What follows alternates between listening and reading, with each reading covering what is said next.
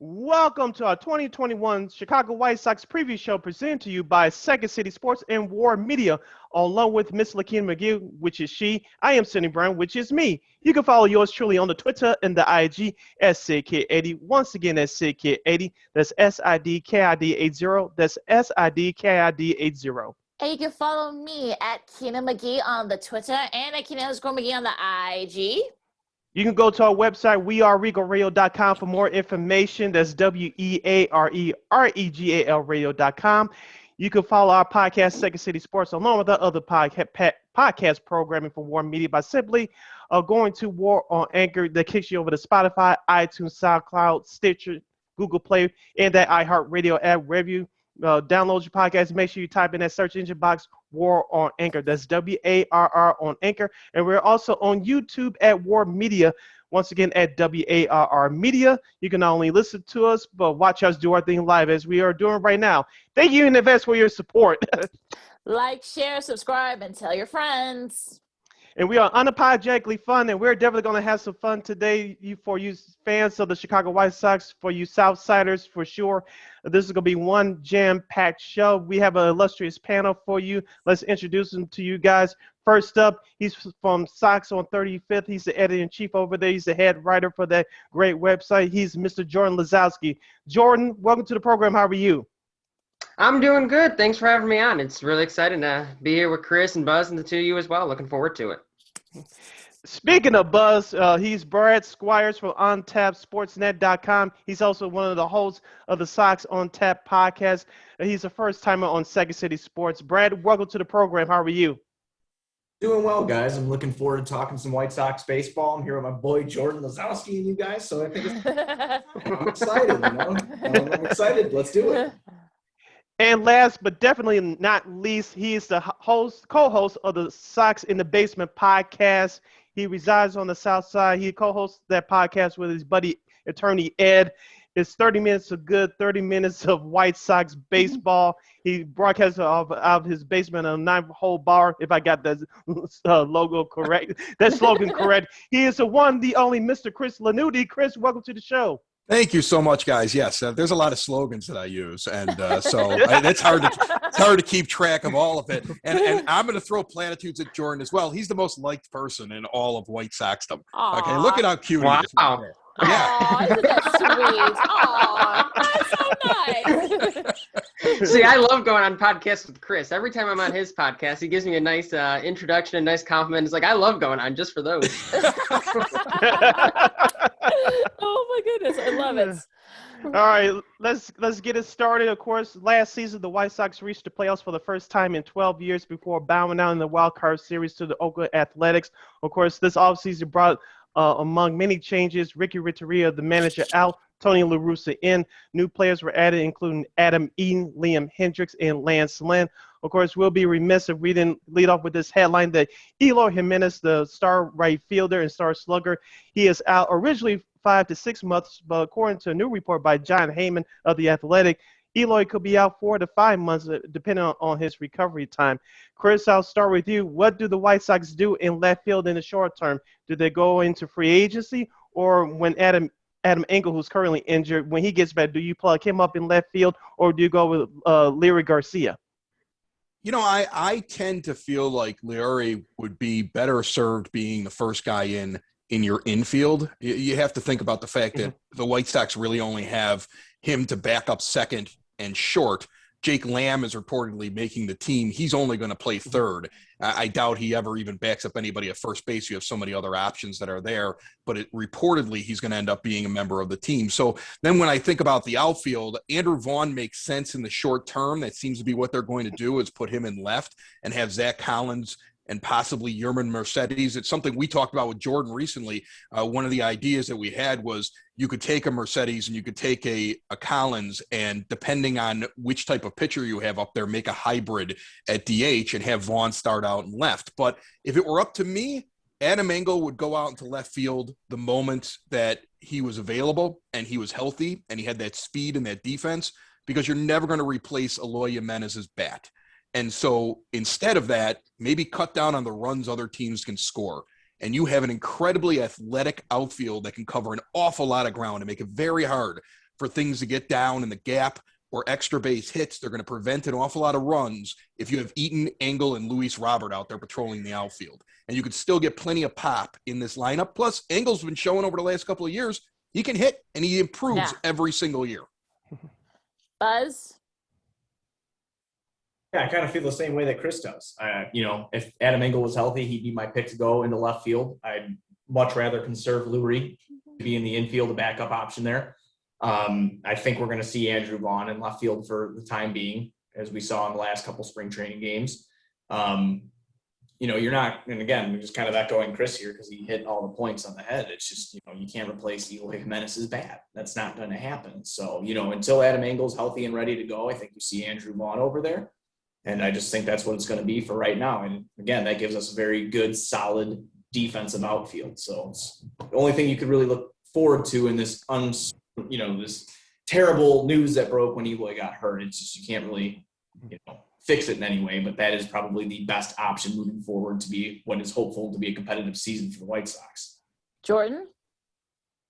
Yeah, I think it's similar thoughts. It's, Chris brought up a good point. It's shifting from run scoring and this high-powered offense that's going to hit their way to any win they want to now it's got to be all about run prevention. And how do you best maximize that? I think in the short term, I think still what makes sense is letting Andrew Vaughn try it out there. I wouldn't try it for more than a month, honestly. I think you're putting yourself at a very high risk if you let what has now become a very important bat to your lineup run the risk of playing a position he's never played before. Long term, truthfully, with it being 4 to 5 months, Eloy will probably be back close to that 4-month mark. And I think, truthfully, with that news, the Sox are going to stick with what they have internally, at least at first, see what works. I had pitched recently, hey, maybe get someone like Mitch Haniger, someone who could be here this year and next year.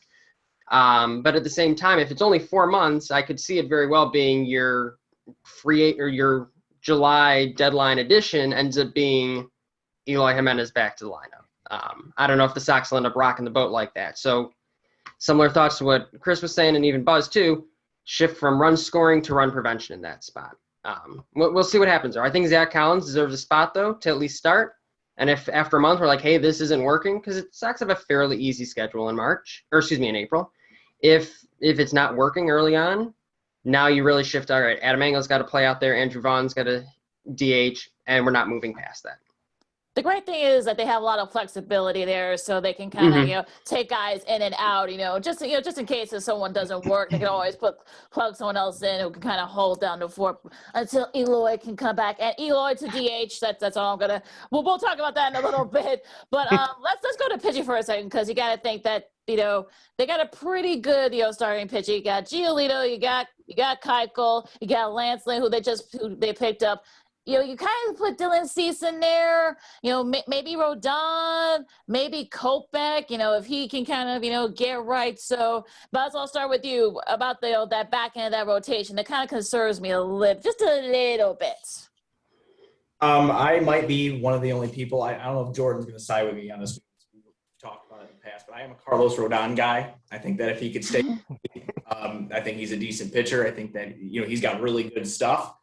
And I'm not trying to echo Steve Stone here, so please don't take it that way. But I think that Rodon's got good stuff, and I'm okay with him being in that fourth spot. It's going to be the fifth spot, because Cease is going to be the fourth. Yeah. I believe in this rotation. As far as Kopech goes, he's going to be on an innings limit, and they're going to want him all year. So I don't really see him. I mean, he might get a spot start here and there or something like that, but I see him coming out of the bullpen like a 1-2 with Crochet, which is something that we've talked about before as well. High heat guys, one throws from the right, one throws from the left. I think that's something that you'll see. I'm like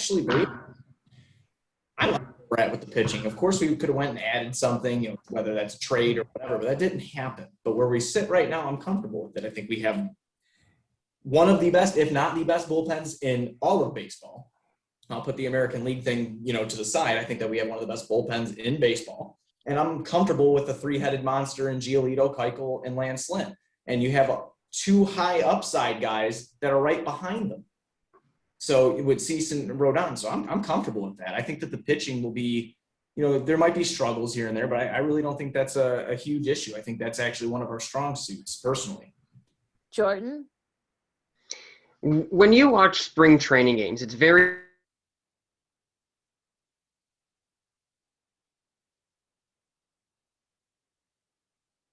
at the same time, when you're watching some of the spring training games for the Sox, especially on the pitching side, and especially when Dylan Cease and Carlos Rodon have been starting, they look like different pitchers. What are some of your concerns in recent years with Dylan Cease? Fastball command being the main one there. Carlos Rodon, similar story. These guys look like they're commanding the fastball. Now, the results are also there, which is kind of nice. But when you watch Dylan Cease outing, it's not every other fastball is missing 5 feet above the batter's head.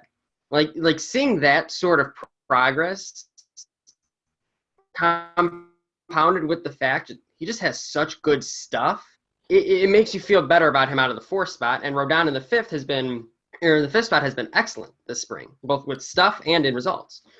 And when you pair it with the bullpen, like Buzz is saying, even if Rodon and Cease only see marginal improvements over last season, all you got to do is get through 5 innings with this bullpen. I think when you factor in that Crochet can go multiple innings, when Kopech can go multiple innings, and Kopech might be starting at some point this year, along with guys in the minors like Jonathan Stever as an example, there's depth there. Could we have signed another arm? Absolutely. I don't think there's anything wrong with adding arms. But at the same time, the Sox are still in a very weird position where you still have to see the fruits of your rebuild. Dylan Cease is someone you got to see those fruits. You've got to make a spot for him. Carlos Rodon is about $7 million cheaper than a 5-starter was going for on the market. So you had to play with the money you had, what was available, and what you still wanted to see. And even with Rodon, it's an easy replacement with Kopech. So I think it all kind of worked out in a way that the Sox built depth in a way such that if you get through 5 innings, you should be fine. And Chris? Well, I do worry about the back end of the rotation a little bit because I'm always encouraged by spring training. But whenever somebody does bad in spring training, we're told, don't worry, it's just spring training. And then when somebody does good, it's like, that guy looks awesome now. He's going to have the greatest season of his career. Like, we always want to drink the spring training Kool-Aid. I am encouraged, though, by what I'm seeing in terms of the control that Cease is showing and the fact that Rodon at least has been explaining to people he's using his lower body more. He's getting better results. He also kind of has a tendency to not finish a season and go on the DL, at least at some point. And so it does worry me a little bit with the depth at the back end of the rotation. We do, as Buzz said, have the best relief staff in the majors. He's right. And it's being rated by like national writers all over the place. I read yet another article about how great the relief staff is. So it's not just us being like homers talking about it. They're incredible. They're stacked in that position. I do believe that there's a strong possibility that Carlos Rodon could end up injured or revert back to some of the things that he's dealt with. I'm hoping he doesn't. I hope that the whole starting 5 is strong. But there's a real chance that they're limiting Kopech's innings so that in the second half, if there's an injury or a regression, he will eventually break into the starting rotation. I don't think that's the case for Crochet. I think he is somebody that they're earmarking to eventually make a starter, maybe even in 2022. But right now, I think that Kopech, if it's in the second half of the season, you might see him moved in depending on how his arm's feeling, his innings load has been handled. He's a possibility, I think, in the second half. You're listening to our 2021 White Sox preview show presented to you by Second City Sports and War Media, along with Lakeena McGee. I am Sidney Brown. We're joined by illustrious panel, Chris Lanuti, Jordan Lazowski, and Brad Buzz Squires. Guys, let's go to the offense. Even without Eloy Jimenez, this team is expected to still score a lot of runs. One player I want to ask you guys about in particular is Yohan Moncada. He had COVID last year before the start of the 60-game season. He struggled through most of that year. He's expected to have a breakout season, according to many experts. Jordan, I'll start with you. What do you expect out of Yohan Moncada this year? Do you think he's a legitimate MVP candidate? I think if there's any player, if you put on a tag on anybody and say, I need this guy to have an MVP type season, I think you could easily make the argument that Yohan Moncada is the biggest one.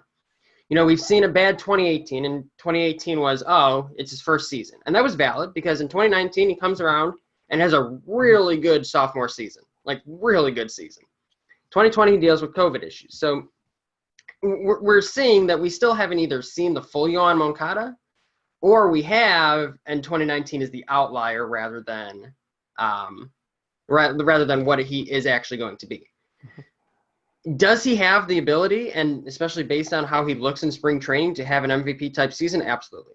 I don't think there's any doubt that Yohan Moncada has the skills. It's putting it all together, and especially for him, staying on the field. I think those are two issues that if you can get 150 games out of Yohan Moncada, he's your team MVP on the offense. Because with his ceiling, with his skills, I don't think there's any way the Sox have a really great season without Yohan Moncada being a central piece of that. Chris? Well, first off, I really like the idea that La Russa seems to be leaning towards putting Moncada in the 4 spot because, and this has been floated out there by other people, it's nothing new. He's a very smart baseball player who understands that when he's at the top of the order in the 2 spot, his job is to set the table. And he's got an incredible eye. He's got a great batter's eye. In fact, it actually hurt him so much in his rookie year. You know, that was one of the reasons he was having so much trouble. The umpires didn't trust his eye, and he was probably right most of the time, and he's getting called out on a called third strike. Yeah. I think that knowing he's setting the table, he lays off some pitches that are RBIs.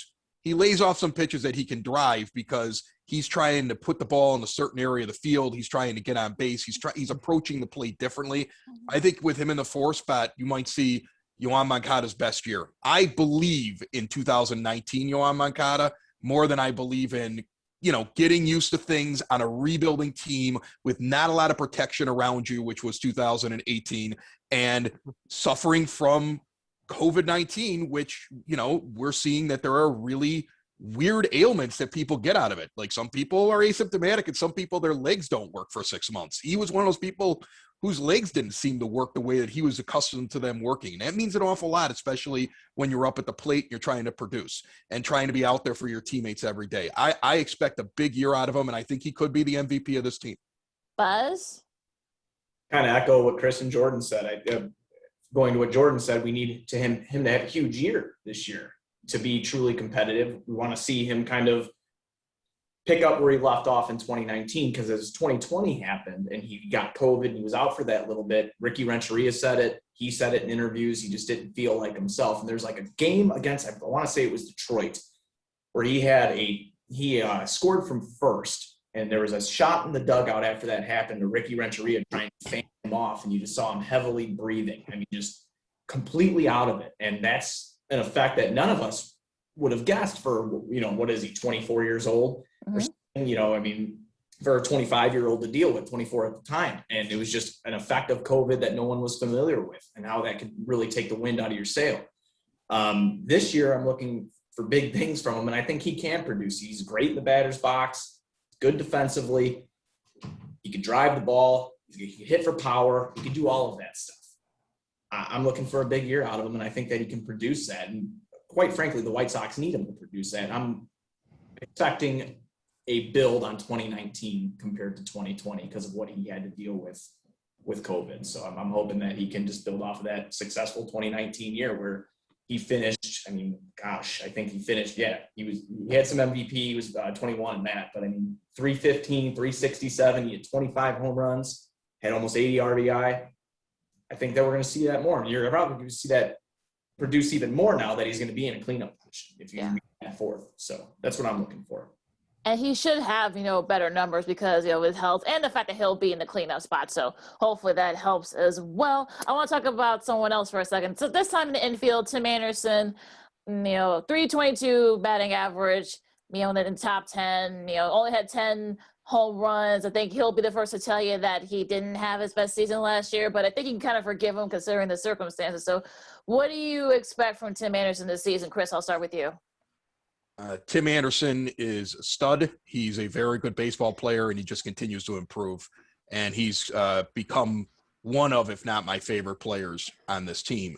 And I'm doing the humble pie tour. Every time I talk about him, I constantly bring up that I was wrong 3 years ago when I looked at Tim Anderson and said, this guy's got terrible defense and he doesn't produce at the plate. And unless he's going to start hitting 330 every year, he's not going to be worth anything. And he's never hitting 330. Then the guy goes out and he has, he wins a batting title, and he probably could have won one last year in a full season because he was right there. And he just, he's got so much heart. I think he's the heart and soul in a lot of ways of that team, even though they go to Abreu. He's the father figure, but the swagger, the moxie of the team comes from TA, and he is 100% in. I mean, here's a guy who's not from Chicago, who now lives in Chicago, who's active in Chicago. And then all you hear about him is he's just constantly working. He's trying to get better on defense. He's trying to even get better, at the plate. That's the kind of guy I want on my team, and him up at the top of the order, and the respect he's commanded at this point, where there are other viable guys that you could make a claim like, hey, TA might work better in the middle of the order. Now, that's his spot. He's the leadoff guy. I expect him to have a good season. And again, just like Moncada, just like all these guys we're talking about, like drop-offs occur, but you really don't want to see one out of a guy like Moncada where he's back to what he was in 2020, and you really don't want to see any real drop-off from Tim Anderson. I don't expect it, though. I think that TA is what we see now. I think we've gotten a good sample size from him, and he's slowly or maybe quickly becoming one of the best shortstops in baseball. Buzz? Pretty much echo everything that he said, except I was always a Tim guy. I don't really buy jerseys off just because I always feel weird because they're all younger than me. And, but it is what it is. But I like Tim Anderson a lot. I think that what you see is what you get with Tim. I think that he's the face of the team. I think that he just everything, how he carries himself, how he plays the game. I love Tim. All I want to see out of Tim is making those routine plays, because I know he can do the athletic ones where usually we'll be able to throw the runner out at first, but it's the routine defensive plays that I want to see out of him. And if he could put that together with what he does in the batter's box, I mean, look what he's doing without doing that. MVP votes, all this awesome stuff that he constantly does. If he could put that defensive aspect of it all together, you have a superstar, bona fide superstar all around. So, and I expect to see that out of Tim because he works to get better and he's improved every year he's been in the league. And Jordan?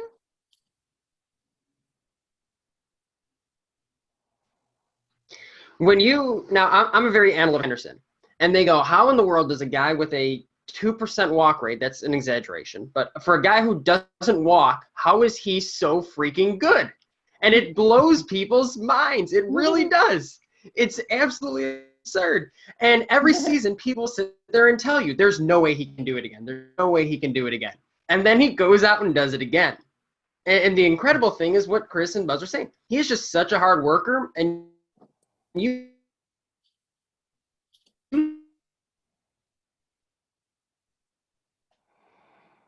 see, I think the real shift for me for field consistently, that's something doing this. He's taking pitches and taking what pitchers give him and working with it. That's a sign of a true ball player, true hitter. And you're not going to be able to figure that out in terms of analytics if you're not watching those games, you're not watching those at-bats. What I expect from Tim Anderson is what I've seen the past 2 years.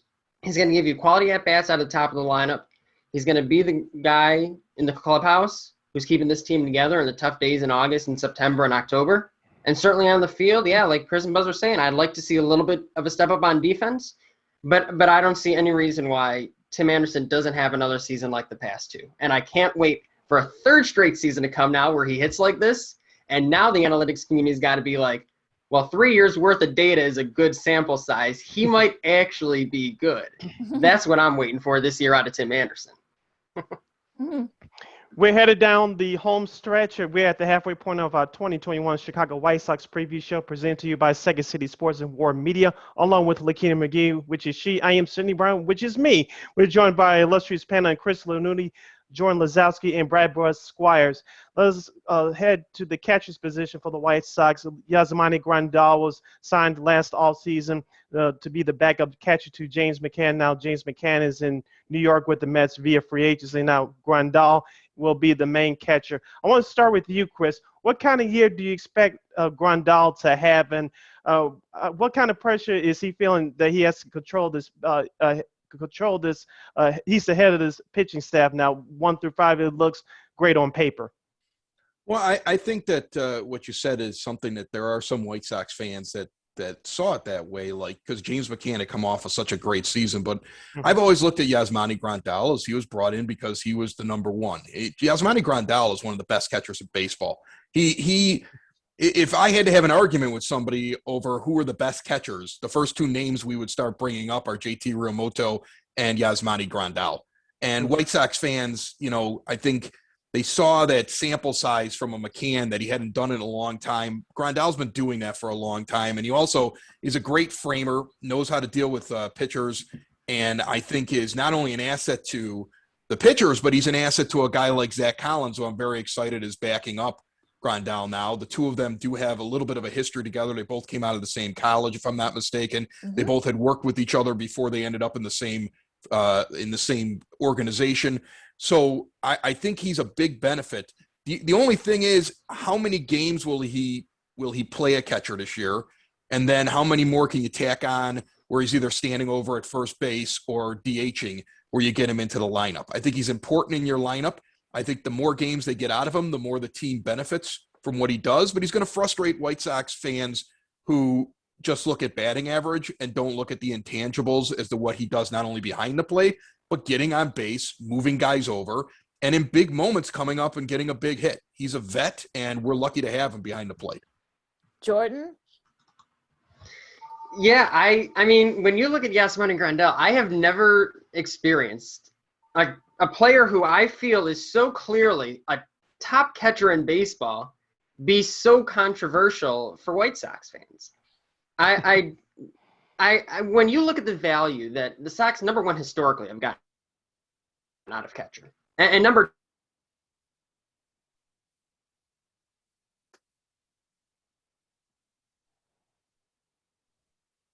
two, the league historically gets out of catchers. Well, Yasmani Grandal. Everyone else falls in below. In his offense is leagues above anything you're going to get from any other catcher. Pitch framing is not just on strike 3 calls that you get that you shouldn't. It's getting the strike 1 call that sets up strike 2. Or in a 1-1 count, the difference between going from 2-1 and 1-2. Those are the things you don't necessarily see as often as a fan that make all the difference. Every pitcher needs a guy who is going to get them calls at the end of the day. And then when you talk about a guy who just hones his craft, knows what he's doing, the stories that have come out about Yasmani Grandal and how he prepares himself, that's not just a good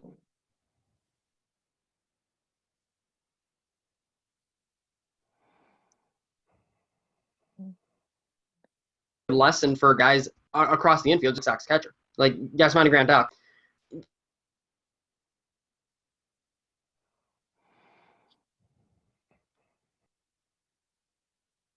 In baseball again this year. He's just got to stay on the field, stay healthy, and you're going to get that production out of him. Buzz?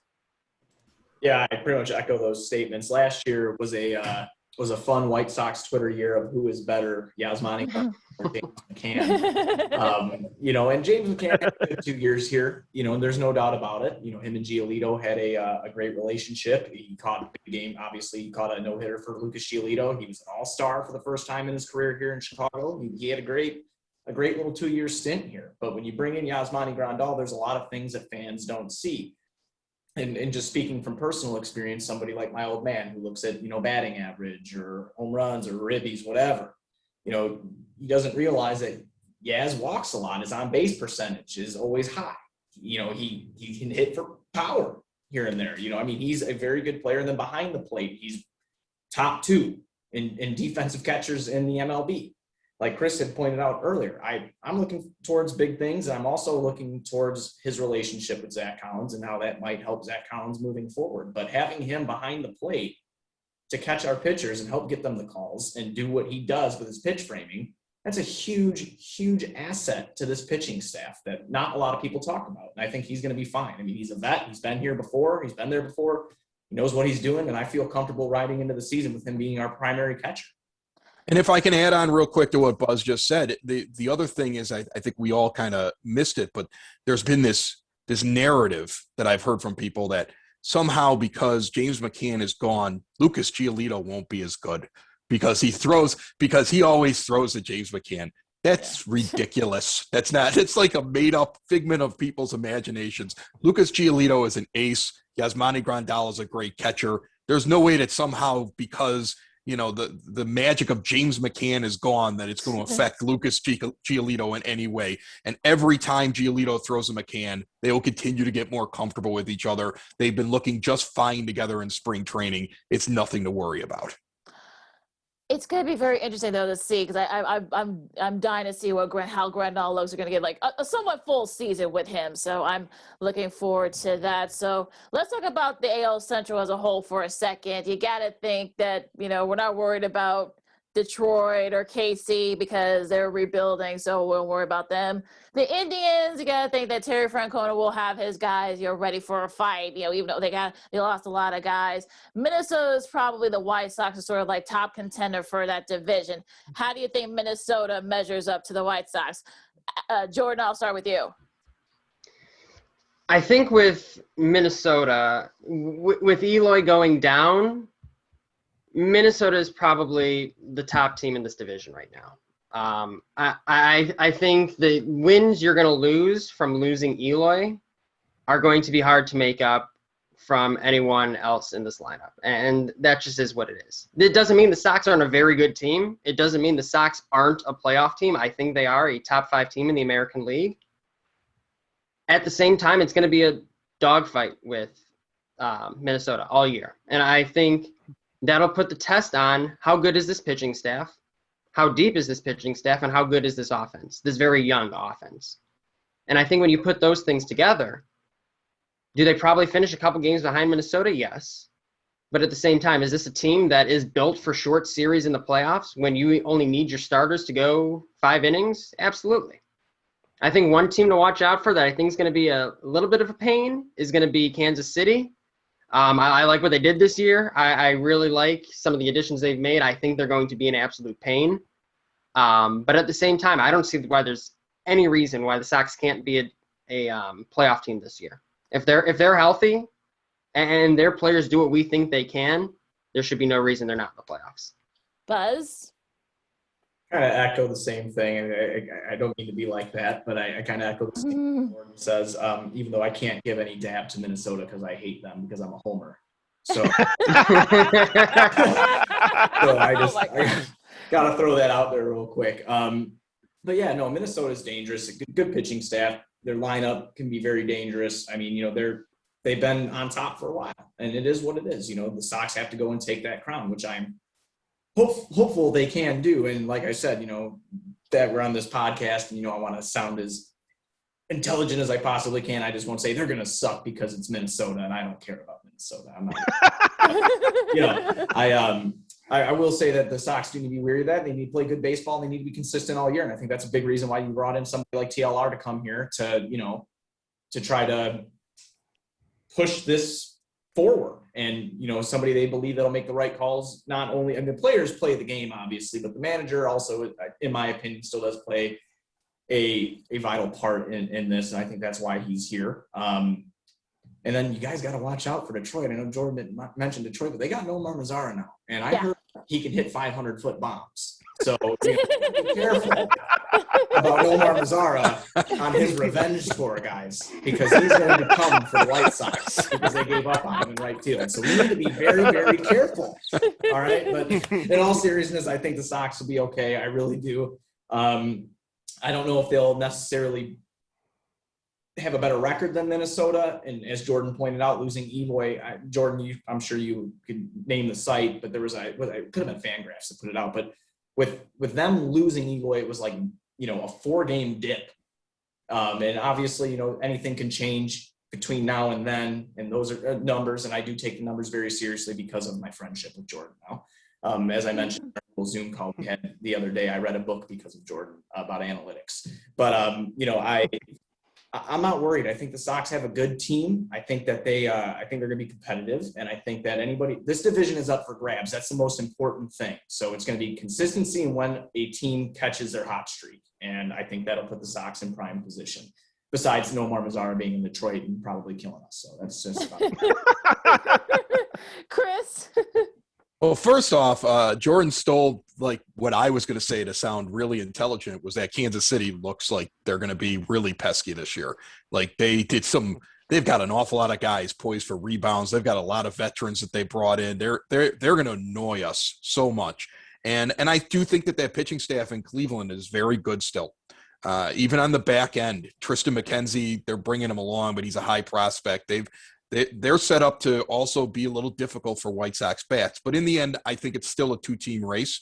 I think White Sox fans have this thing where we hate the Twins, and I hate them. Trust me, I hate their guts.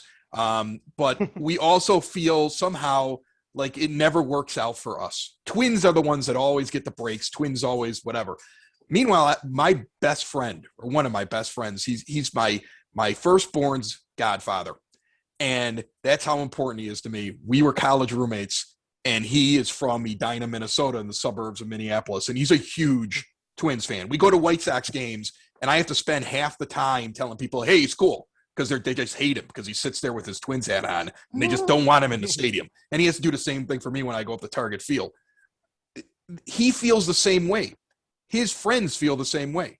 They are always second to the White Sox. I know that sounds weird to us to hear, but to them, we won a World Series in the last 20 years, and they haven't.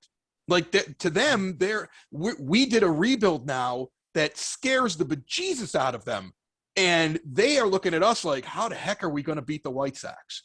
And so the amount of like trepidation of, I don't know, I don't want to say that the Sox are going to win because, the pesky Twins, trust me, they're doing the same thing on the other side. That's what makes this such an interesting rivalry that I think is going to get very heated with some great personalities on both sides. I think we're going to see some bat flips and bench clearing at some point during the season, and that's what I'm hoping for. And I'm picking the White Sox to win the division. Eloy gone, yes, it cost you 4 games. This team's going to win. They are such a potent offense. They have such great pitching, and they finally have, in my opinion, a solid manager. Chris, I thought Ricky Renteria made too many mistakes before. Tony La Russa is going to do better.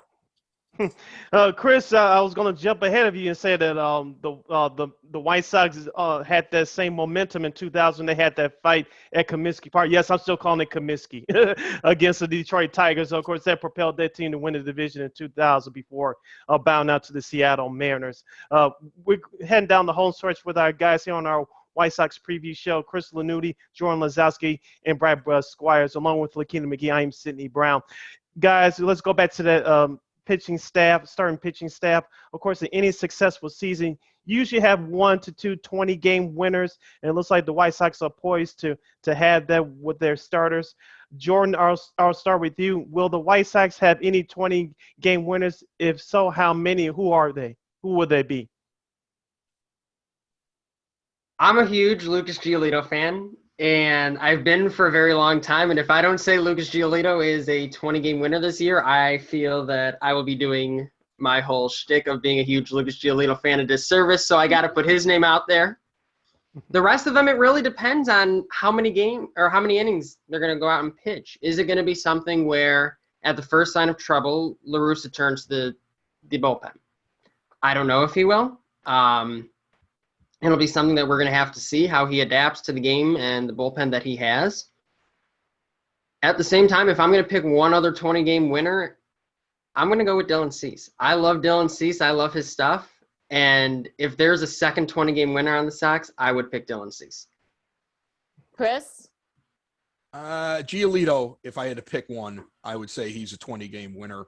But I have to echo what Jordan said there. You don't know how bullpens are going to get used. And I think that one of the really interesting things about this season for every team in Major League Baseball is that pitchers went out and pitched in 60 games.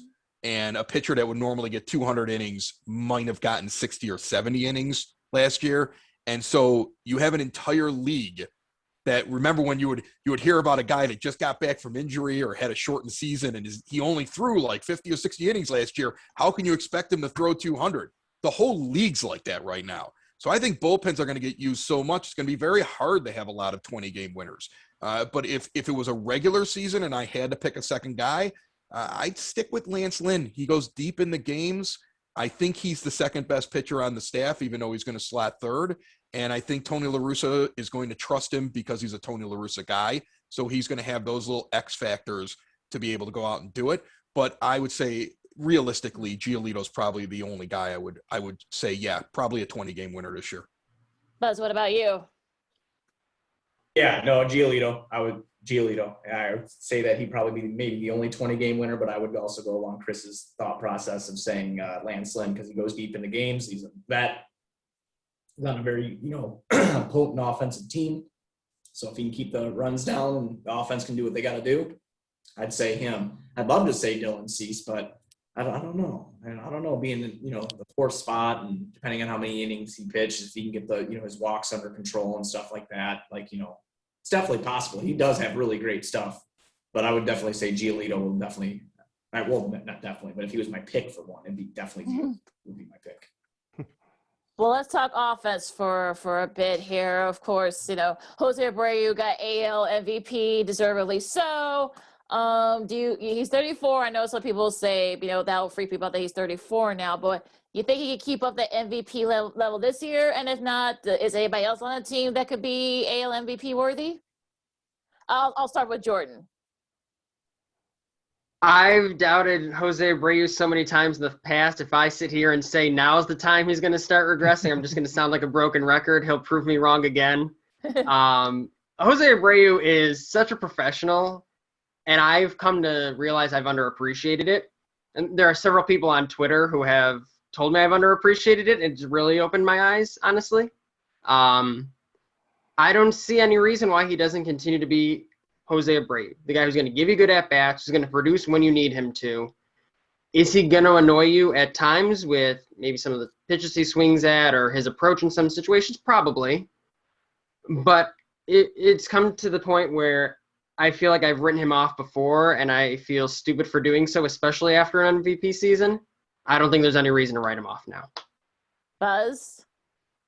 Jordan, I need you to keep that same energy because, I believe in the juju. So you same way. You got to keep it the same way. Just keep doubting him like I had doubted Giolito. But right, you need to doubt Abreu. So I am right, and he does what he keeps doing. No, he's a fine wine, man. He keeps getting better, and I love it. I love the fact that he won MVP last year. I think that's a testament to the hard work that he puts in, the player that he is. I have no doubts on Jose Abreu. I really don't. He seems as hungry as ever. And now, guys, I know we made the playoffs last year for the first time in his career, obviously the first time in 12 years for the White Sox, but now he is on a competitive team that is poised to possibly make a run here, to do something worthy, of significance. So I think that he's going to be fine. I think he's going to come out. I think he's going to give you what he always gives you. I honestly do. I can see 30 bombs and 100 RBIs. That's what I can see out of him. He's going to hit for a decent average. He's going to get on base. That's what I see out of Jose Abreu, and that's what I'm really hoping for. And I have no reason to doubt the guy. I haven't in the past. I did, but I will say I have doubted Lucas Giolito because Jordan deserves that little victory because he told me. But so he deserves that victory. But with Jose Abreu, I think he's going to do just fine. And I think more fuel to the fire is added here when this team, the hype around it and the talent on it, where you can actually make a run. I think he's going to be just fine. And Chris? The funny thing about Jose Abreu is that he had never shown you, at least over the last couple of years, he was starting to show you something very different than what he was in 2020. He was showing you that maybe he should be further down the lineup against certain types of pitchers, that maybe he was starting to decline. And then all of a sudden he had a great team that got around him, and it's like it energized him, and he had this amazing season. And I think that remains. Is he going to be the MVP again? That's pretty difficult to accomplish 2 years in a row. But I do think that he will have a solid season. And as Buzz said, he's going to give you what you expect out of him. And that's really all the White Sox need out of him. In the end, looking long-term at this team, eventually time will catch up to Jose Abreu. So enjoy him while you have him during this portion of the White Sox, let's say, championship window that could extend through the majority of this decade. He is going to be a part of it early on, and you want to win with him now. And then eventually Andrew Vaughn will be standing over at first base, most likely. So this may be the back end of his career, but he hasn't shown me anything that makes me think that he's just going to drop off a cliff all of a sudden or revert back to what he was in 18 and 19. I still think that he goes out there, he puts up good numbers. He's surrounded by good players and nothing but good vibes. It'd be hard to bet against him. All right, heading last moment or two with our illustrious panel on our 2021 Chicago White Sox preview show. Chris Lanuti, Jordan Lazowski, and Brad Bruss Squires are along for the ride, along with Lakeena McGee. I am Sidney Brown. Last question from me, guys. Brad, I'll start with you. You referenced him a few minutes ago. Tony La Russa, he was brought in to guide this White Sox team to take them to the next level and ultimately lead this team to a World Series championship for the first time since 2005. Talk to us about his impact on the White Sox. What do you think his impact will be on this team this year? I'm hopeful it'll be good. I mean, from everything that we've seen so far, obviously it's spring training, and obviously, they just got together earlier in the month. But everything I've seen so far, it seems like the players are rallying around him. Now, it's easy to say when you're not playing meaningful games, but they've rallied around him. They like him a lot. He's been around baseball for a long time, though this is a thing that people hadn't really realized when he was first hired. He has still been around baseball, even though he wasn't managing a team. He was still included he was with the Angels in the front office. I mean, he's been around the game for a long time, and it's hard to bet against somebody like that. The only questions or qualms I had about him being hired is if that was their guy, that was their guy. And that's cool. Like, that's your prerogative. That's who you're going to hire. It's not my team. I'm signing paychecks. But I really wish they would have done more of a due diligence to maybe find a diamond in the rough or something like that, instead of just I felt like it was really tunnel vision. But with him being here now, third winningest manager, I believe, in baseball history. Am I correct on that? I think I am. He brings a level of stability. He brings everything to this team that they needed. Discipline, and like Chris kind of mentioned before, Ricky kind of being that guy. I think that everything that Ricky wasn't, Tony can be. And that's what I'm hoping he can do. At 76 years old, he still seems to have the love for the game. He still seems to have the love for the players. He's ready to go out there and compete and win. And I think that he truly believes in this team, because why would you come out of a retirement when you already have that Hall of Fame ring on your finger? So I think that this is going to be a good season. He knows how to manage pitching. He knows how to manage a bullpen. He knows how to construct a lineup. We have a guy here that can also evaluate talent from being in the front office. And I'm comfortable riding into this season with him, and hopefully for a couple seasons to come here with the White Sox winning baseball games, meaningful baseball games. Chris? I like the Tony La Russa hire in terms of what he brings to this team. But the thing is that originally, I think an awful lot of White Sox fans, and myself included, were upset because we felt like the owner made the selection instead of the general manager. And there's been an awful lot of little notes and news and nuggets and things that have been said even that kind of suggest that's what happened. That maybe Jerry talked to Tony before he talked to Rick. And those things they're out there and they exist. So I think that was a justified concern, because anybody who roots for a team has to sit there and say, wow, if they're this messed up internally, they're going to screw up this entire rebuild. But when you pull yourself back from that, you look at a Tony La Russa, the guy's a talent. He's a Hall of Famer baseball person, or I can't remember what he called himself, but it's true. It's true. He is in the Hall of Fame. He is a good manager. He does know more about baseball than most of us have forgotten. I mean, he's a good manager. He's an older guy. I think he gets kind of a bad rap because he's old. Sparky Anderson was old. In fact, most of the managers when I was a kid were old. When I was in the 80s, everybody was old. Tony was the young guy. He was the Fair rarity enough, yeah. the first time around. When I was a kid, Tony La Russa was the young guy, and everybody else was old. Now Tony's the old guy.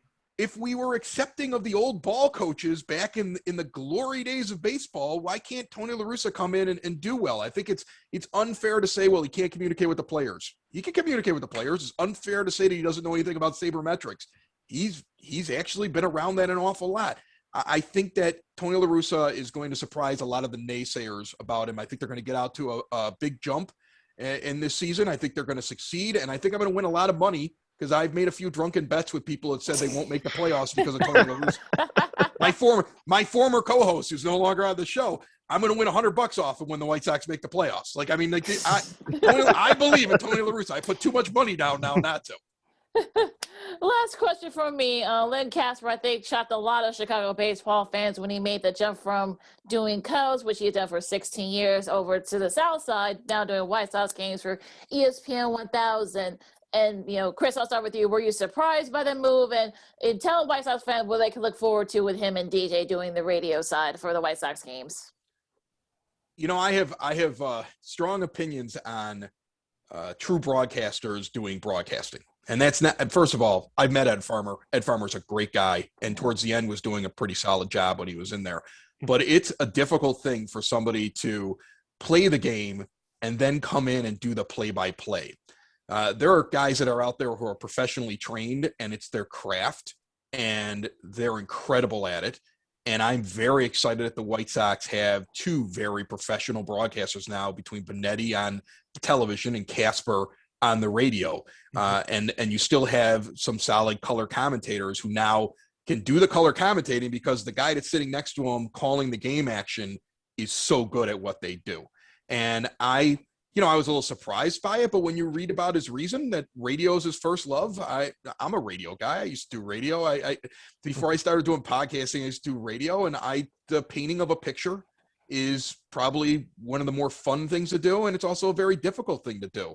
And if he's doing it because he loves doing it, and this gave him an opportunity to do radio play-by-play for a team, then I'm all for it. Len Kasper is a great addition for the White Sox in terms of, how they get out to more fans. The way that the game is going to be described is going to be very enjoyable to listen to, and I'm looking forward to it. Buzz? Yeah, he wanted to jump on the train. It's cool. I dig it. No, I'm just kidding. I'm joking. No, he's great. He's great at what he does. I liked Andy Mazer last year. I don't know if you got to catch any of him last year. I thought he was really good with DJ. It was not. I mean, I'm upset to see him go. Not be there anymore. But Len Kasper's great. What he does is great. But I think he's a very knowledgeable in the game. He makes it an enjoying experience listening to him as he calls the games. And I got to catch a couple of the spring training games he called on the radio on my way home from work, because, the games start at like 3:05 or whatever, 2:05, and I have to listen to it on my drive home until I can get home and actually watch it if they're broadcasting it. So, no, I really, really enjoy him. I think that he'll be great. But, yeah, I keep that same energy. He just wanted to hop on this gravy train, and I don't blame him, because the Northsiders, and I'm not a Cubs hater. I am a Cubs hater. They're going down, so, yeah, he had to hop on. He had to hop on the train that's riding. So I'm cool with it, man. Whatever he wanted to do. His first love is radio. I'm glad he gets to do it over here.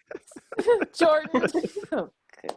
So I love Len Kasper, and I love Jason Benetti. And I think between the two of them, the White Sox are very fortunate to have both TV and radio so perfectly covered for however you want to listen to it. I'm just prepared for however many times during this year I'm going to be driving somewhere, I'm going to turn on the radio, I'm going to hear Len Kasper and be like, oh, I'm listening to the Cubs game, change the radio and be like, wait a minute, he broadcasts for the Sox now, we're good, this is the right radio station. So I'm really looking forward to it, though. I've always liked him. I thought he brought some cool aspects to the Cub broadcast that I'm interested to see how he does it for Sox radio. Jordan, I actually did that already. I hit the button in the car, and I was like, what station are they on? I went to another one. You went from 1,000 to 670, didn't you? Yeah. I went down. I was like, no, wait, that's not their station. Thousands are. I'm so confused. I did the same thing. When I heard Len, I was like, dang it, and I went to go on the other channel. I was like, wait a minute. I'm like, okay, never mind, I got it. On that note, that puts a bow on our 2021 Chicago White Sox preview show. It should be a memorable season for us White Sox fans and experts on the South Side. And for opening day on Thursday, April 8th, against the Kansas City Royals at 3:05, there will be 20% capacity for White Sox fans to attend the games. Hopefully, if the restrictions are loosened up later on this year, more White Sox fans like ourselves will be able to attend the games. I know, Chris, if you give us about 30 seconds, you had the opportunity to purchase tickets for opening day. I was there in 2019, my first opening day. It was tremendous. I know you're going to go. It's going to be different to start off this year. Give us about 30 seconds about how did you go about the process of purchasing tickets for opening day? I thought their ticket purchasing thing was actually really well put together. I think that the way that they set it up and the hierarchy of like, hey, how many season tickets do you buy and how long have you been with us? It seemed like they put that together very well, and it was very easy for me to purchase them. And I think that when you start buying them, the only thing I can tell you is know how many people that you really want to go to the game, because they already have the pods set up. So if you're like, I want to be in the lower deck, well, you might have to pick between a 5-person pod and a 2-person pod. And if you got 3, you're either adding 2 new people or you're getting rid of like your cousin. You're like, you know what? You're not important enough to go to the game. Like I have 2 older kids and I cut one of them out. Like I was like, well, it's a 2-person thing because I wanted to be in a lower deck. So then I convinced my daughter that it was better for her to wait till next week because that's a night game. And since she's older, that's where I'm taking her because she's a teenager. So she can stay up late. And I'll take her younger brother, the 13-year-old. I'll take him, the younger guy who's still in grammar school, to the day game. So I had to play some games there because I wasn't sitting in the upper deck and I can only get a 2-person pod. So get ready to make concessions and lie to your children. That's all I can tell you this year. Oh my goodness.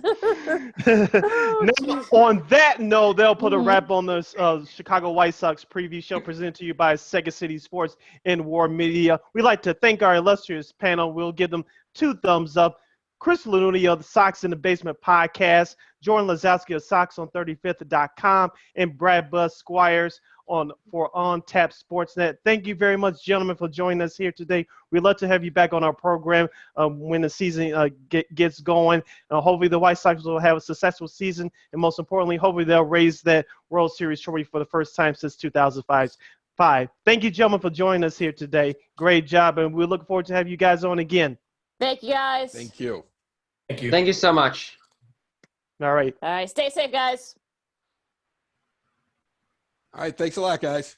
Thank you, guys. Thank you so Thank you. much. Thank you. Take care. Once again, the White Sox will start the season on Thursday, April 1st at 9 p.m. on the West Coast when they face Joe Madden in the Anaheim Angels. Of course, the Sunday night game will be on ESPN. The Monday night game will also be on ESPN the following day.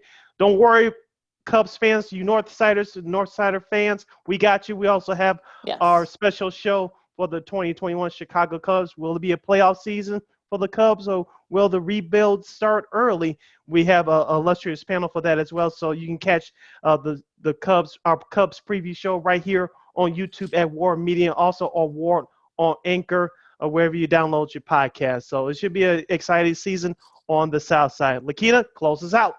All right. So, enjoy the baseball season, everybody. Hopefully the White Sox will have a special season. There's a lot of buzz. Hopefully they can do it and hold down before Eloy can come back. So for Sid, I'm Lakeena. This has been Second City Sports, our White Sox preview.